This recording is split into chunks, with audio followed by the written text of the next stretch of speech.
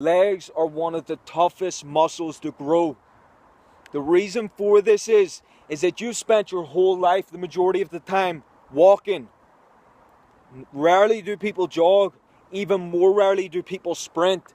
And on the rarest occasions, people are doing some kind of jumps. Whenever you walk, how long are your strides? They're usually basic average movements. This isn't enough to build the legs. So whenever you bring that type of pattern over and over again of just doing small movements for the legs, the moment you go to do a squat, the flexibility isn't there. The moment you go to do a deadlift, the flexibility is not there. Whenever you're doing the isolation movements, you rarely do the full range of motion. First things first, whenever you train legs, you make sure you get the best range of motion that you can. This is going to come through warming up, focusing on flexibility exercises, and making sure you get enough rest and recovery.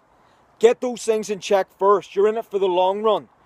These results are going to take a long time, but they're well worth it once you get them. Get those in check first. Once those three are in check and you know how to do that, then you focus on getting into the exercises.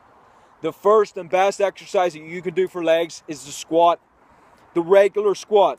Use a barbell if you can, and if you're not ready, you start off with just those regular squats, body weight. You put your hands together like so, and then you just do those body weight squats. Get a mirror, get a partner. Find out someone who's an expert in that area that can show you how to do it, and make sure your whole body's working correctly. If you're watching this video, I assume you're already at that stage. You know how to do the squats properly. You know how to do the right form. But even at that, it's still up to you to make sure you can check correctly that you're doing them properly. You start off with the squat.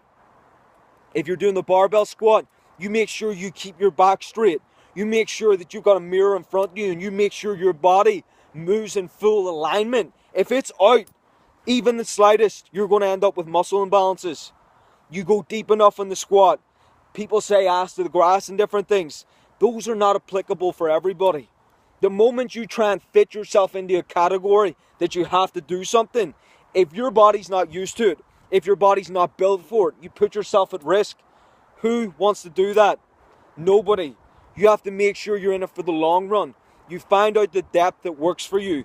Usually 90 degrees, maybe a slight bit lower is going to work for you. You do those squats, you get that heavy exercise out of the way. Now you work on the hamstrings. Don't do a full quadricep workout and then work on the hamstrings. You got to get those hamstrings working. I like to start off with a squat because it's so difficult. To leave it any later, if you're putting in that real effort, it's just not going to be there. The strength's not going to be there. Unless you're seriously lacking hamstrings, then you start off with hamstrings first, and you might have to sacrifice that squat. We move on to the stiff leg deadlifts. This is going to help hit those hamstring muscles and also those glute muscles. We do the stiff leg deadlifts. You, again, get your form on point. You got to have your back straight. You got to have that slight bend in your knees. And then you do 3 to 4 sets of stiff leg deadlifts. I then go into another hamstring exercise. I'm saving that energy for those quads to a later stage. I want to focus on my hamstrings. I start off with a hamstring curl. Preferably you're lying down. If you have to sit down and use the sitting down lying curl, whatever you have access to, you use.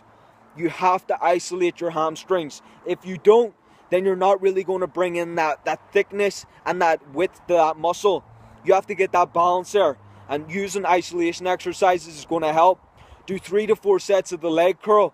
Then you move on to the quadriceps extensions. You sit down with proper form. You come right up and you squeeze those quadriceps.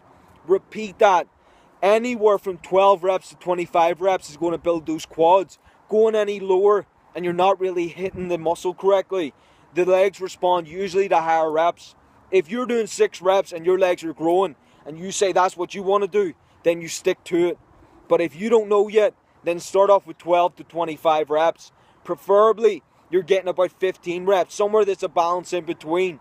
Not going on that higher end of 25. Slowly start off at those 15 reps and then you build up to 25 reps. Once you hit 25 reps, then you increase that weight. Then you work back up to it again and work like so. Do the same for the leg curl. For those squats and those deadlifts, again, aiming for those higher reps.